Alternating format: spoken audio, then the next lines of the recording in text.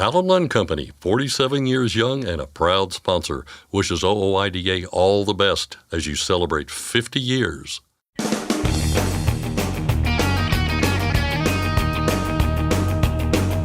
OOIDA, representing America's truckers since 1973, presents Landline Now with your host, Mark Redding. It's the birthday of Who guitarist Pete Townsend, and this is Landline Now. We'll hear from Missouri's DOT Commercial Motor Vehicle Program Manager on today's show. She recently spoke with Landline Now's Ashley Blackford about her role and the efforts underway to make Missouri's roads as safe as possible. From a trucker reunited with his dog to states with the worst truck parking availability, S.J. Munoz, Jamie Jones, and Ryan Witkowski tell us who in recent news has been good and who's been bad with some Roses and Razzberries. And finally, plenty of people in trucking love the look of the classic long-nosed conventional semi, and they are beautiful machines. But Marty Ellis says that for years we've all heard over and over that they're going away, and then they come back for another round. I'll talk with the man who drives the spirit of the American trucker. But first, today's headlines. Millions are announced for repairs to roads and bridges damaged by natural disasters. The first ever alternative fuel corridor is announced between the U.S. and Canada. And NTSB recommends all inspections be reviewed for bridges made of uncoated weathering steel. And now, the news with Ashley Blackford. Thanks, Mark. More funding has been announced by the Biden-Harris administration for road and bridge repair damaged by natural disasters and catastrophic events as part of the U.S. Department of Transportation's coordinated approach to helping states repair and rebuild roads and bridges that have been damaged by catastrophic events, including increasingly frequent extreme weather events. The Biden-Harris administration announced that it will provide $749 million in emergency relief program funds to 39 states, the District of Columbia, and Puerto Rico. Corrosion, deterioration, and section loss were the issues in the 2022 Pittsburgh bridge collapse. Now, the National Transportation Safety Board is recommending that federal and state authorities review inspection reports and identify incomplete follow-up actions that need to be resolved for bridges made of uncoated weathering steel, citing the ongoing investigation of the bridge collapse in Pittsburgh. On January 28th of 2022, the 447-foot-long Fern Hollow Bridge experienced a structural failure and fell approximately 100 feet into the park below. 6 vehicles were on or near the bridge when it collapsed. 4 people were injured. NTSB investigators found corrosion, deterioration, and section loss on all 4 of the bridge's legs due to the continual accumulation of water and debris. NTSB investigators found that prior inspections of the Fern Hollow Bridge performed on behalf of the Pennsylvania Department of Transportation identified problems with drainage, but maintenance was not regularly performed to resolve the issue. While the bridge investigation is not yet complete, the NTSB says it's making this early recommendation due to the immediate implications for bridge safety nationwide. A former office worker at a Cumberland County trucking company in New Jersey has pleaded guilty to embezzling nearly $850,000 from his employer over a 3-year period. The Attorney General's office reports that 55-year-old Antoine L. Brown of Vinland, New Jersey, pleaded guilty to second-degree theft by deception in a hearing. Under the terms of the plea agreement, the state will recommend that Brown be sentenced to 4 years in state prison and also be required to pay restitution to his former employer. Sentencing is scheduled for October 27th of this year. The first ever alternative fuel corridor has been announced for the U.S. and Canada.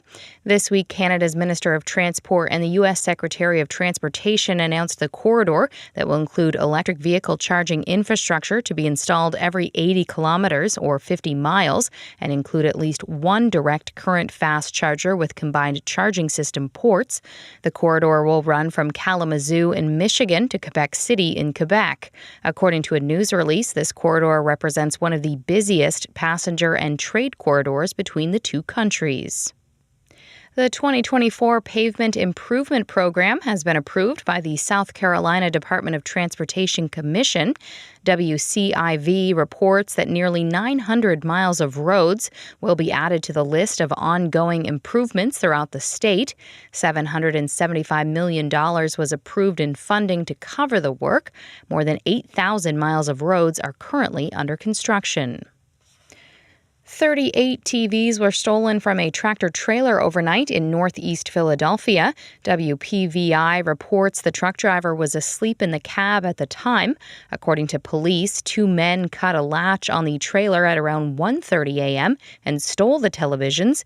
James Goldsmith, the truck driver, told the news station he had never experienced anything like this in his 20-year career. Police said cargo thefts have been an ongoing issue in that area. An effort to improve travel for truck drivers and motorists in British Columbia is underway. According to a news release, upgrades and enhancements to key highway rest areas are planned for the summer as part of a multi-year plan to improve safety, accessibility, and other amenities along BC's highways. The province is supporting improvements at rest areas through a new $100 million Safety Rest Area Improvement Program over the next 9 years. Of that, $28 million will be spent over the next 3 years to support the trucking industry and other travelers. The government will also explore options for commercial vehicle access and parking to be built along Highway 1 near Golden. Planning, engineering, and initial site development will start this year. Missouri's DOT Commercial Motor Vehicle Program Manager recently visited OOIDA headquarters. Heather Lubert attended the recent OOIDA board meeting to speak with members and hear suggestions of what those on the road would like DOT to know. Whether it be the public awareness messaging that we can use or the placement of warning signs or the designs of our roadways, it's all beneficial. But I think since having these conversations with OOIDA, just starting in this last year, I think we're just scratching the surface of what we can learn from each other. We will hear more from Lubert later on in our program. And finally, it wasn't a chicken crossing the road in Mississippi, but an alligator that needed some help. UPI reports that police responded to Highway 80 when an alligator was attempting to cross the roadway.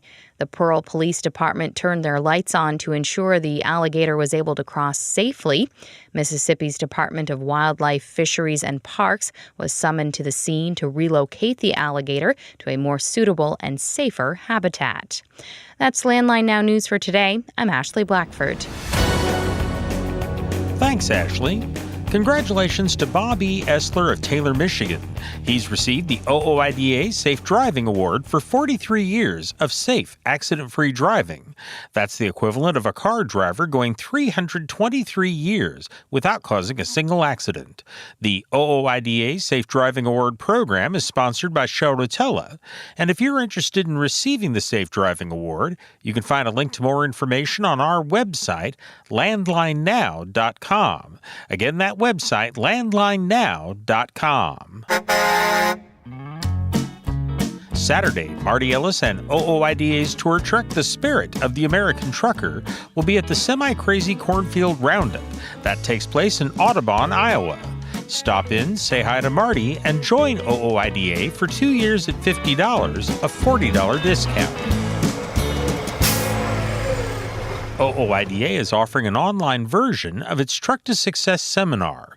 The 3-day in-depth training offers step-by-step guidance for truckers considering becoming owner-operators or moving on to their own authority.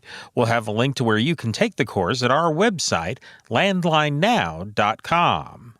Next, Ashley Blackford talks with the manager of the Missouri DOT's Commercial Motor Vehicle Program. S.J. Munoz, Jamie Jones, and Ryan Witkowski bring us some Roses and Razzberries. And I'll discuss classic long-nosed conventional semis with Spirit driver Marty Ellis. We'll be back in just a moment with more of the program. I'm Mark Reddick, and this is Landline Now. You trust PrePass for more bypasses? Now let PrePass help with tolls. PrePass toll service means lower cost, one invoice for all tolls, and fewer violations. Created by truckers for truckers. Call 877-878-5970 or go to prepass.com. Since you started, what you've loved about trucking is the freedom. Heading out on your favorite route a good driving song, and thinking about truck insurance. Well, maybe not that last one.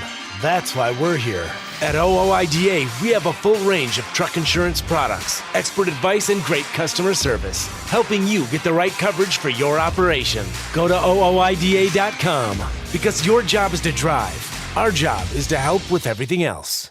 Every make, every model, in every corner of the country. Technical smarts and quality parts. That's how we roll. Bring your rig into TA Truck Service.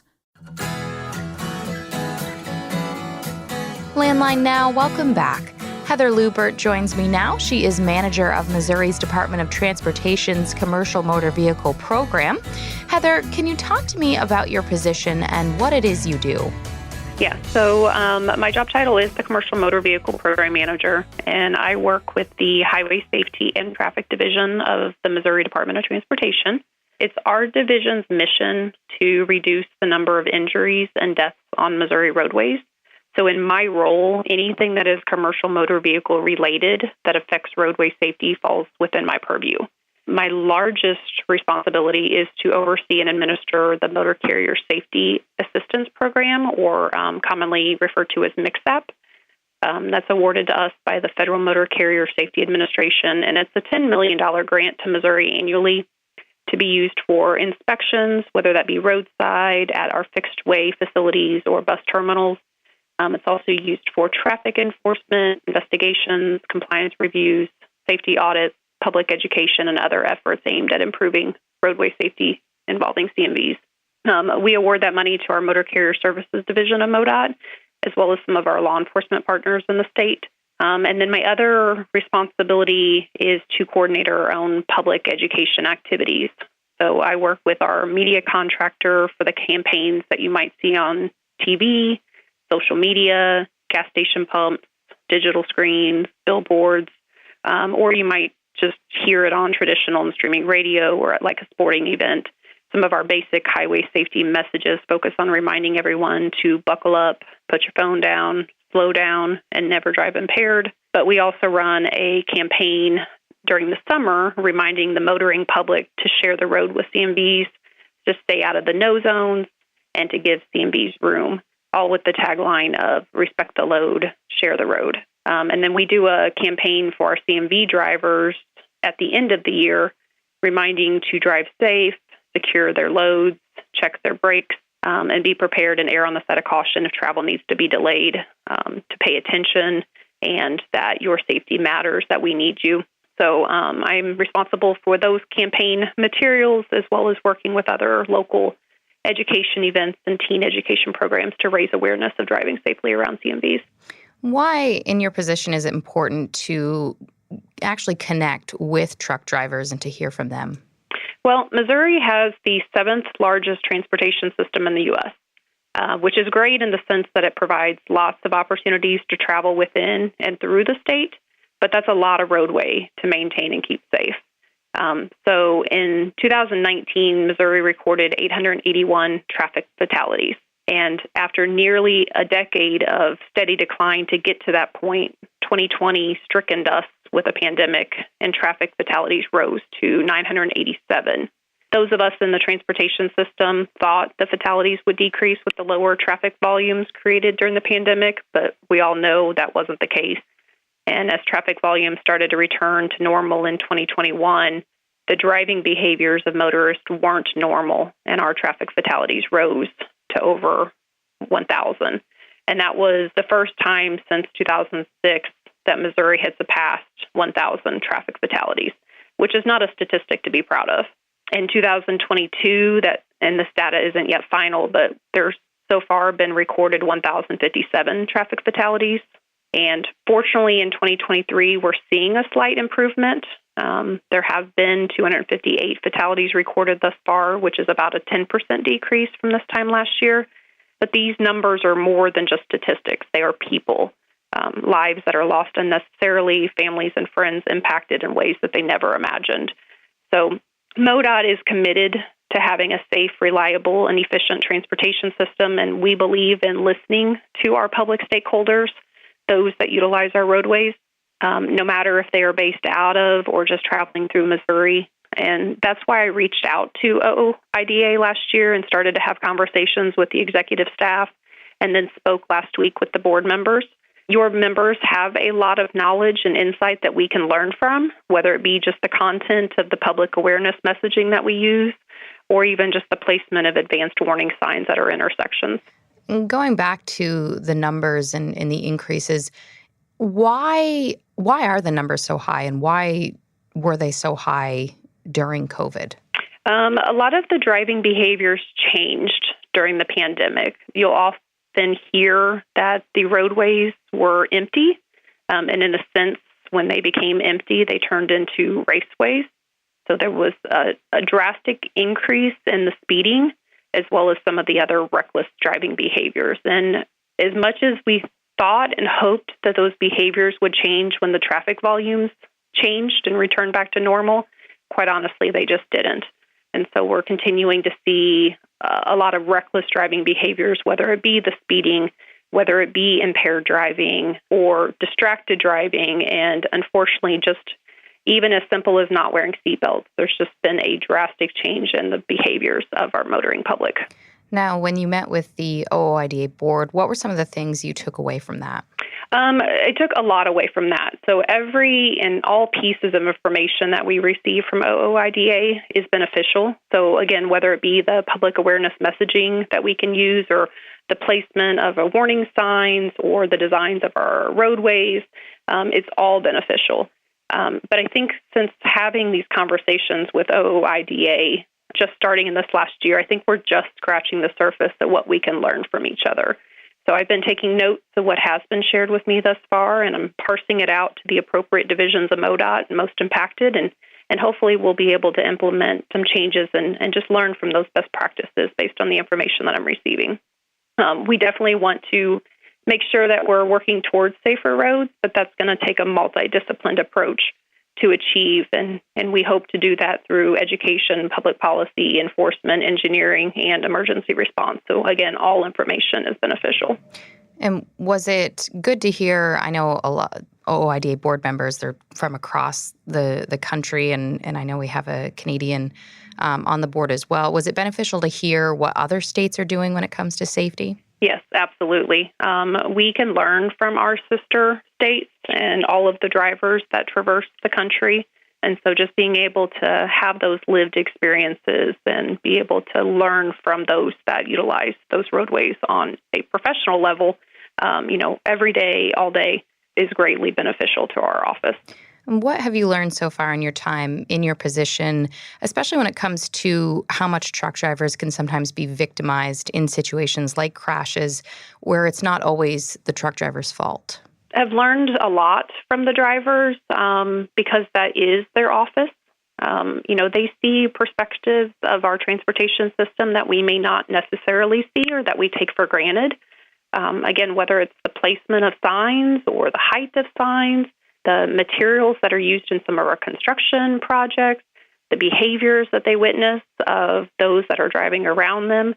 And so these are all tidbits, whether, again, it be in the state of Missouri or whether it be in another state or another country, they have those learned experiences and those best practices that we can receive back and we can implement in our future designs as well. Were you surprised to hear the kind of different viewpoints on things like roundabouts and like you mentioned, the warning lights at intersections not being, I know one of them said they aren't there. You need to be able to see them sooner before you get to because a car, it'd be enough room for a car, but not for a CMV. I was and wasn't at the same time. That is not a job function of my position, and so I'm not intimately involved in some of those engineering and design practices to really be able to appreciate what it is that they witness and experience on a daily basis. So I think that's all part of this process, and that public engagement is to be able to learn from those that do utilize it to a higher extreme so that we can take more than just research and data and implement infrastructure changes, that we can actually take back from our partners and make improvements where improvements need to be made. So I was surprised in the sense that it's out of my realm of knowledge, but I guess not necessarily surprised in the sense of, I think we can all learn from each other and make improvements where we can. Would you recommend other people in different states reach out to their DOT CMV program manager if they presumably have one? Yeah, absolutely. I think there is benefit in having these conversations and having these types of partners at the table together to just have open conversations about things that are impacting each other. My position, being a commercial motor vehicle program manager and kind of anything related to CMVs affecting roadway safety, I need to have open knowledge and open communication with all those that are impacted. So absolutely, if other DOTs have similar positions and have the opportunity to make those connections, no information, no partnership is of not value. So the more that we all communicate and the more that we all share, the better that we'll all be positioned to make improvements and have real impacts on our roadways. What are some of the other things you've done to educate yourself about the trucking industry?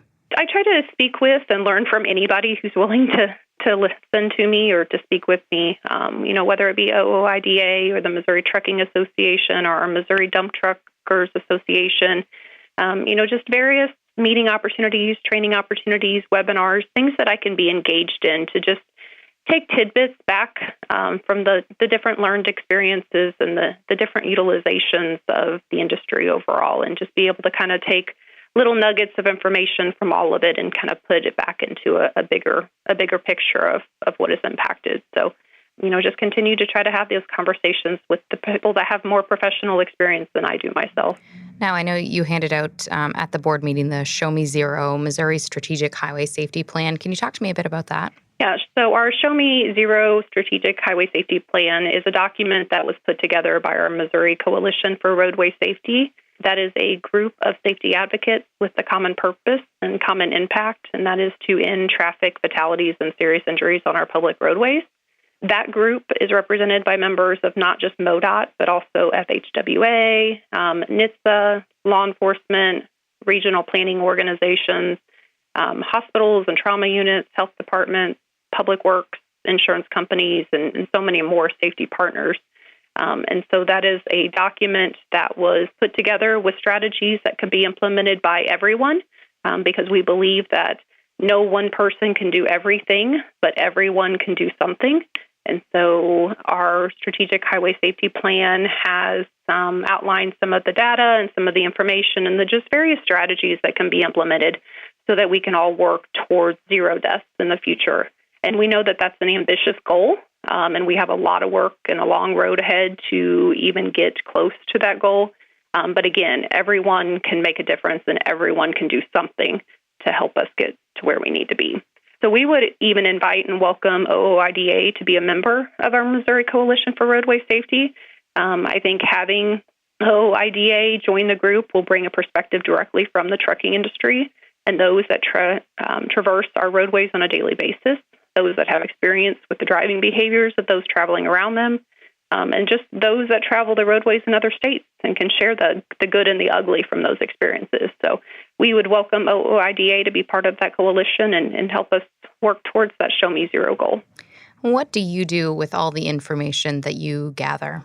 So I take back all the information that I receive from OOIDA and its board members, and I then parse it back out to our divisions of MoDOT that are most impacted. So, if it's a comment about the placement of advanced warning lights and signs, then I'll pass it on to our division that handles those types of operations. Or if it's the materials used in roundabouts or the design of J-turns, I'll make sure that information is relayed back to the appropriate division that's responsible for designing and the materials used within those designs. So I want to make sure that the information that's shared with me doesn't just fall on deaf ears and doesn't just, get filed away in a cabinet somewhere. I want to make sure that we're passing that along and making sure that this is a valuable partnership. That was Heather Lubert, manager of MoDOT's Commercial Motor Vehicle Program. For Landline Now, I'm Ashley Blackford. Stay tuned for more after this. Today's rising costs affect everyone. Replace your harmonic damper with a genuine VibraTech TVD viscous damper to prevent costly repairs and downtime. Keep your money in your pocket and your truck on the road with VibraTech TVD, recommended replacement at 500,000 miles or 15,000 hours.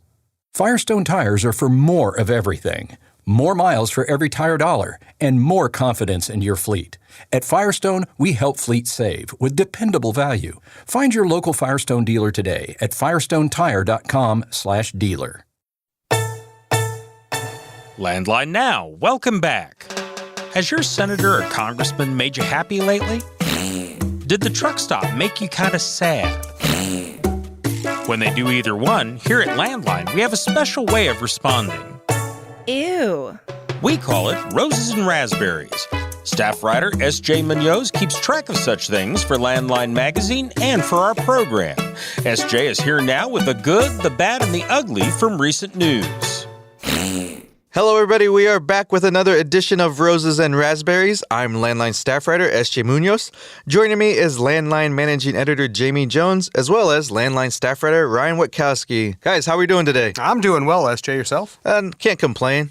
Or if I would anybody listen? Wasn't ready for a question coming back, was he? No, he wasn't. He wasn't ready to banter. You're not usually so polite, Ryan, so I was caught off guard. Oh, I came firing out the gate.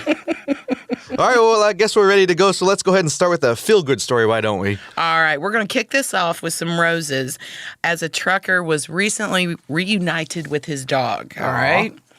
According to the Greene County Sheriff's Office in Arkansas, a tractor-trailer overturned near the intersection of Highways 412 and 228 in northeast Arkansas.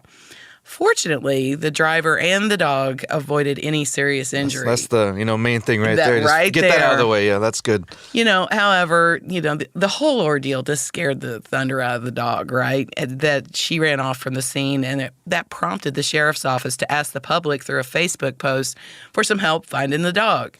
And I mean, you see those posts all the time, and people go nuts with them. I mean, they get shared and everything. Social media in a good way. Yeah, one of the few, it seems. And it was only like 48 hours later, 2 days, news came that the dog, whose name is Blue, B-L-U, was located safe and sound. So it was just a heartwarming reunion, to say the least, according to the Greene County Sheriff's Department, their social media post. I can imagine just like the emotions of, not knowing where your dog is. And after it, on top of it, you crash, and then just the dog's gone. To come back that quick is kind of 48 hours later, too. That's, back in the day, you'd still be making flyers 48 hours later. So. Well, and even that 48 hours probably felt like a month, not knowing what's going on. Well, actually, we have some more good roses to get to here. And this is for the recent numbers from the Bureau of Labor Statistics. And these showed the addition of 3,000 trucking jobs in the latest report. I just want to recap that we're giving roses to the Bureau of Labor Statistics. For the jobs. I'm kidding. No, I get it. In addition, the same report said jobs in the transportation sector are up by nearly 11,000. And of those jobs, warehouse and storage actually saw the largest monthly increase at 4,000 jobs. Support activities for transportation and air transport both increased by about more than 3,000. I would love to know if the warehouse and storage jobs going up, if that decreases wait times for detention You would time. think that would be like, hey, let's get things moving a little quicker maybe, but we probably shouldn't hold our breath on that one. That'd just maybe be not. logical. And actually, year-to-date, transportation employment is up by over 38,000 jobs according to these statistics. And it was modest, but there was a wage increase to an average of $29 per hour. Since the COVID-19 pandemic began, transportation sector jobs have only dropped 3 times. And perhaps some reassuring numbers there for concern with maybe the economic state of the industry, perhaps. Well, yeah, we hope. This is a pivotal month for that, so we're going to see. Well, as we all know too well, and as we often discuss on this show, the same can't be said about truck parking as it relates to the trucking industry. And raspberries to a recent analysis by Trucker Path that identified the parts of the country with the worst truck parking availability.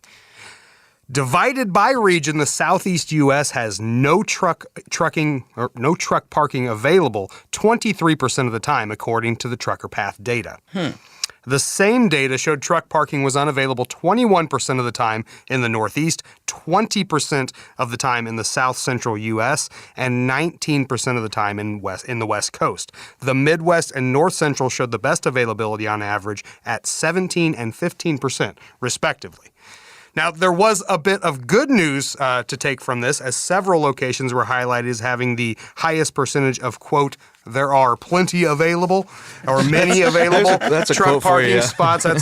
That was an interesting one. That's a very precise metric. That's there. right. Quote, many avail. There are many. There are many. Among those locations where there are many were TA stores in Milesburg, Pennsylvania, and Lebo, Kansas, the Petro in Wells, Nevada, Discount Truck Parking in Orlando, Gateway Travel Plaza in Vidor, Texas. I think that's how you say that, right? We're going to go with that. We'll go with that. Yeah, if you're in Texas, you know. And the rest area on Country Road 62 in Auburn, Indiana. Legislation has been proposed in the House as well as the Senate that would allocate money for the creation of more truck parking spots nationwide. If you guys are interested, go to fightingfortruckers.com to tell your lawmakers to support the Truck Parking Safety Improvement Act. A little bit of a shameless plug right there, huh? It really was. Thank you for working that in there, too. Well, you don't want to come across that there are many, so we got to do something about it, I think that's what we're trying to improve. We're trying to add to the there are minis. Yeah, but that actually kind of surprised me that Trucker Path discovered that it wasn't the Northeast with the biggest shortage. That was surprising. So, kudos on them for data mining it and helping to highlight the problem. Yeah, to fix the problem, that we really want to get addressed, you got to know where the problem areas are to start, and then there's something to build off there. Yeah, so Roses to Trucker Path, Razzberries to the info. There we go. Well, you know what? Parking may actually be the least of your concerns. I know this is weird, but bear with me. If you are a trucker who's based in or frequents, wait for it, California. Oh. Yeah. There have been some issues there. Yeah. So Razzberries for the unanimous approval of the phase-in of zero-emission trucks by the California Air Resources Board. Now, this is called the Advanced Clean Fleets. The regulation requires that 100% of manufacturer sales be zero-emission trucks by 2036. Drayage operations, government fleets, and, quote, high-priority fleets. There's some more quotes that are... Yeah, another vague term. High priority. High priority are affected by the regulation. Now, opponents of the regulation, including OOIDA and the California Trucking Association, say the regulation is too ambitious and rushed. In a statement to Landline, Eric Sauer, who is the CEO of the California Trucking Association, said, quote, CARB has outright ignored the nation's leading fleets and has put forth an overly ambitious, unrealistic, and unfeasible proposal. The only effect implementation will have is that it will guarantee a complete dismantling of our state's trucking industry and have a detrimental effect on goods movement and the entire supply chain. I think that's kind of like big. Just the hurry of 2036 is not that far off. Like it may in your mind, we mentioned on the show before, it feels like it was 2000 last year, but no, literally like just over a decade away from that. And there is a lot of work to be done on this end. There is. And Eric Sauer, those were some fireworks, man. Overly ambitious, unrealistic, unfeasible, dismantling of our state. Didn't mince many words there. No.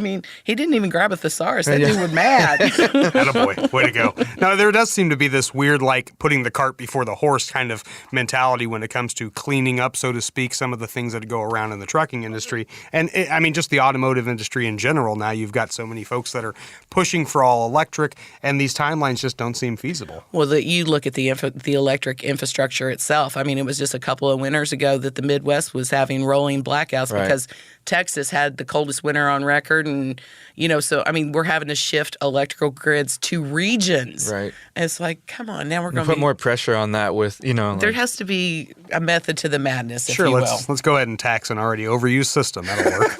That's the answer. Well, apparently it's a raspberry kind of show. We have even more raspberries here, and these are involved a data breach with the U.S. Department of Transportation. Mm-hmm. All right, so in this breach, the personal information of 237,000 current and former government employees was reportedly exposed. That's a pretty high number there. That's a lot. However, the breach did not affect any transportation safety systems, according to reports, and no suspects, easy for me to say, suspects were initially revealed. It is worth noting that a 2021 audit of FMCSA's web servers that revealed to investigators were able to gain access to more than 13 million unauthorized records. That's a lot. So even though that data breach didn't involve transportation, the likelihood that it could happen is very high. big. Yeah, and at that time, I guess they said that data breach, according to the investigation from the Office of Inspector General, would cost upwards of $570 million. That's hot. So, back at that time, there was reported that 13 recommendations were made and resolved, and that was to ensure the security of the nation's transportation infrastructure. Wow. I just feel like if you say that it's secure and everything's cool, that there's some 14-year-old in a basement somewhere going, challenge accepted. Right? And costing $570 million worth of damage? Yeah. That's insane. Well, let's get back to some roses. How about that? Okay. And roses for the news that FMCSA will move forward with the creation of the Truck Leasing Task Force. Sorely needed. Needed. The task force, which includes Jim Jefferson of OOIDA Business Services, will evaluate lease agreements and how they affect safety. In a news release, U.S. Transportation Secretary Pete Buttigieg said, quote, "At a time when our country needs truck drivers more than ever, we must do everything we can to support the men and women who work in this vital industry," end quote. Best practices for future commercial motor vehicle lease arrangements will also be evaluated by the task force. FMCSA's Robin Hutchinson said, quote, "Leasing can have a major impact on people choosing trucking as their career, and protecting drivers is of the utmost importance. FMCSA is committed to addressing issues that may impact the recruitment and retention of drivers in the trucking industry," end quote. And it's so important when we talk about, lease purchases and predatory truck, when you're leasing onto a company. I mean, there's so many lawsuits that OOIDA has brought over the years on these bad leases.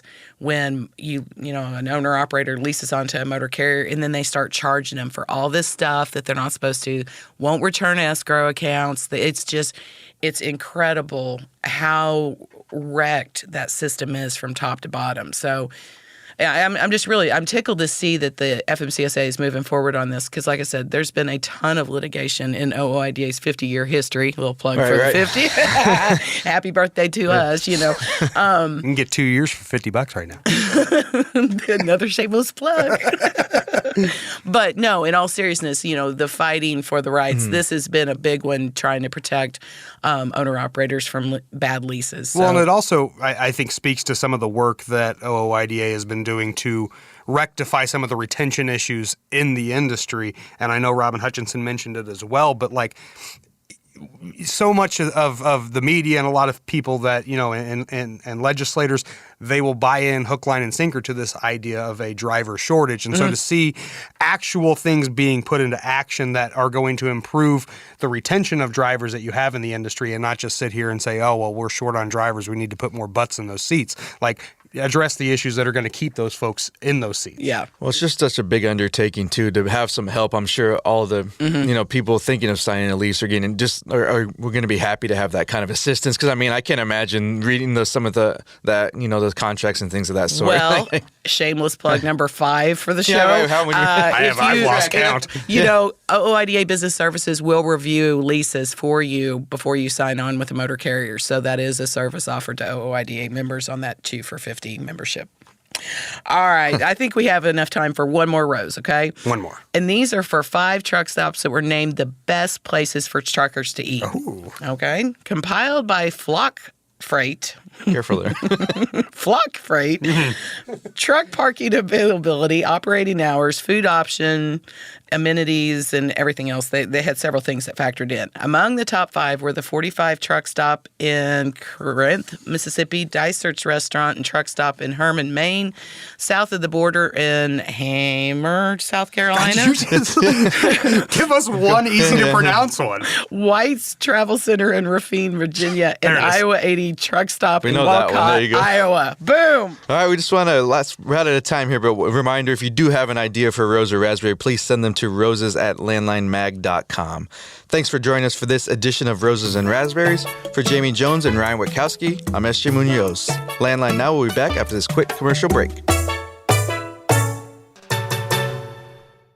Penske owns and operates some of the best-maintained vehicles on the planet. Our used trucks come with a 5-year maintenance report and pre-sale inspection. So if you're in the market for a top-quality pre-owned truck, look no further. Search our inventory today at PenskeUsedTrucks.com. Attention all truckers, Dean Michael, the tax doctor here. I want to talk to you about those dreaded tax problems. I know you want to keep on trucking and not even think about them, but let's face it, they're not going away all on their own. You need professional help. I've been helping truckers put their tax problems in the rearview mirror for years. I can help you too. Call me now for a free consultation at 888-557-4020 or go to mytaxhelpmd.com. It's like I always say, keep your eyes on the road, I'll keep mine on the IRS.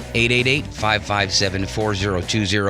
It's tested and proven. Burn 2.1% less fuel when you balance all wheel ends with Centromatic. Call 800-523-8473 to get the OOIDA discount.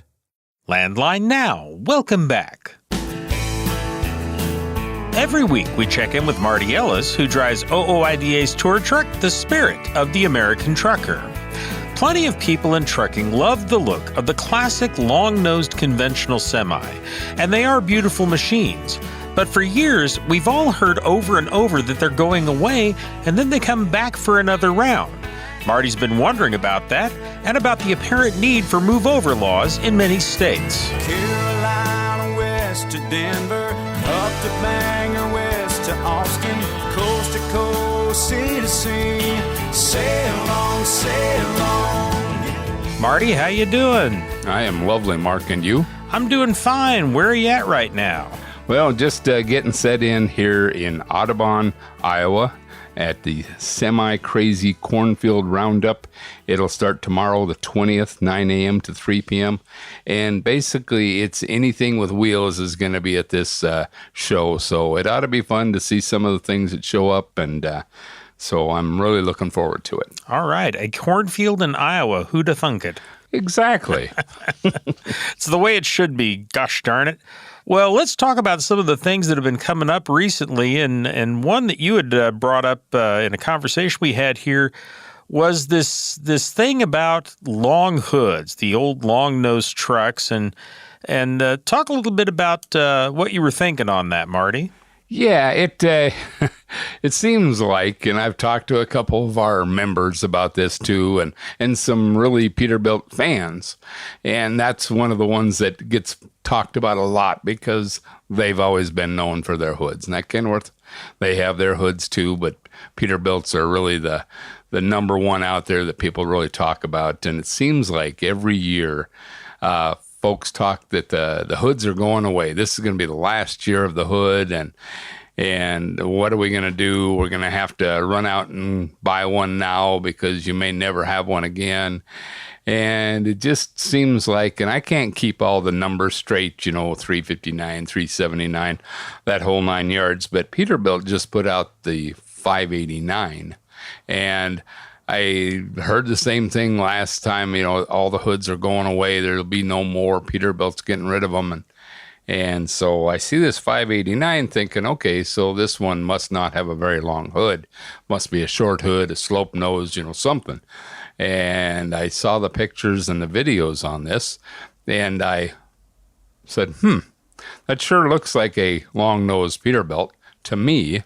Maybe I'm mistaken. So I called up a few folks that I know that are Peterbilt fans and say, have you seen the new 589? And sure enough, yeah. And so I posed that question to them. And the question was, is this kind of like a scam to get people to buy your, just in a joking way, to get people to buy your trucks? Or is it marketing genius? Because if you always have people worried that they may not be able to get that style truck, well, people are constantly going to be wanting to buy those up. And then when you come out with a new model, a new number, which isn't the same number, so there really wasn't a lie that a certain number was going away, but it's still a long hood Peterbilt. And so that was the question there. And it's I don't have an answer. I just know that every year I hear about it, the big long hoods going away, and every year it seems like we got another year of them. So I don't think they're going away anytime soon. So I don't know that I would just race out unless you really enjoy it. And I did see a few changes on the 589. So some of the folks are going to look at those and maybe want to go get one. Yeah, I did a Google image search on those, and by golly, that is a long hood. That is Definitely a long-nosed Peterbilt. I'm going to go with marketing genius on your question there. Yep. Because we're talking about it, so they got us. Exactly. Yep. Absolutely. Yeah. Somebody said, well, I don't know, you got to be talking about it. It's like, yeah, of course they want us to talk about it. This is one of the reasons I do this stuff. And so I think you're right. I think it's more the genius part. I just get a kind of a kick out of it. It's like, okay, I guess, they caught on to how to manipulate us a little bit, I guess. That's okay. It's a beautiful truck, and it really is. We need more beautiful trucks out there, I think. Well, let's talk about some of the other issues that are coming up right now, and one of them that's interesting to me here are these move-over laws, because it seems to me, Marty, truckers have always just done this. This has been something, if you see someone at the side of the road stopped, you move over if you can, or at least slow down. But there's more and more states that either have laws or they're expanding the laws they have. What are people saying about it out there? Yeah, people have been talking about it, and I've been noticing the same thing. It seems like less and less people are moving over for anything on the shoulder, which that used to be. I think we'll go back to common sense again, that if there's somebody or something on the shoulder, if at all possible, you do need to move over, because you don't know if somebody's going to come around the front of that vehicle and maybe stumble and go out into the driving lane, and then, boom, they're hit. Or so many people don't think about, if you're standing outside of that vehicle alongside the interstate, and that vehicle, especially a big truck, goes by you going 70, 75 mile an hour, there is a big wind pull on there, so a person can actually get, kind of knocked down if they aren't watching what they're doing, just by the wind, not by the vehicle. And so you're right, the truck drivers used to always just pull over out of that lane, and there was not a problem, other than the one bridge in Louisiana that they used to like to get people tickets for pulling over to the other side, and when that vehicle's parked on the shoulder. But it's just common sense. If there's somebody on the shoulder, whether it's an emergency vehicle or not, do we really need the laws to say to do it? Apparently so. But you would think that common sense would say, move over, give those folks a little extra room, no matter what they're doing. And, then everything will go by smoother. The biggest issue I have is most of it's either move over or slow down. But every state has a different idea on how much to slow down by. Is it 20 mile an hour under the speed limit? What is that number? And that is really where I wish these states would come together and say, let's just have a blanket, 20 mile an hour under the speed limit if you can't move over. Get down a little bit slower than what you would be on normal traveling speeds. But every state's different, and I think we could change that fairly easy if some of these states would just get together and talk to each other. Well, I'm curious, Marty. Do you think that they're passing these laws because of truckers, or do you think it's more because of the four-wheelers? Because that's where I really see the biggest problem with people not moving over. I think you're right. I think it's the four-wheelers definitely are being targeted for this. I still see every once in a while a truck do it, but very seldom do you actually see a truck do it. They'll either slow down or move over. But the majority of the cars out there, I don't know if they're just not getting the message or not understanding the risks that are involved, but that's what I think, that they're definitely going after the four-wheelers as for the most part. Okay, well, definitely something people ought to be doing and shouldn't need a law to prompt them, but apparently some of them do need that.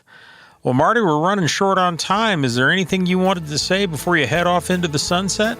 Hey, after the show on the 20th, we'll be heading over to York, Nebraska to Petro. So if you see me out there, stop in and say hello, and give that guy next to you a break, and be kind to one another. Brothers of the highway, children of the wind. Once again, that was Marty Ellis, who drives OOIDA's tour truck, The Spirit of the American Trucker. You can find Marty's next stop on our show and every day at our website, landlinenow.com. That includes truck stops, truck shows, and other special events across the country. Again, you can find that at landlinenow.com. That's our show. I'm Mark Reddick, and this is Landline Now.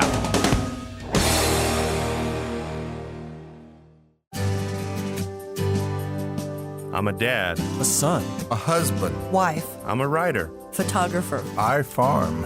I'm a veteran. I love old cars, fishing, my kids, chrome. And I am a professional truck driver. And together we are OOIDA. OOIDA was founded by truckers to stand up and speak on behalf of truckers. We've done that by combining the individual voices of our members into a single, powerful voice. Protecting your interests, defending your rights. Join us! Make your voice heard. Join OOIDA, the Owner-Operator Independent Drivers Association. Call 1-800-444-5791 or visit OOIDA.com.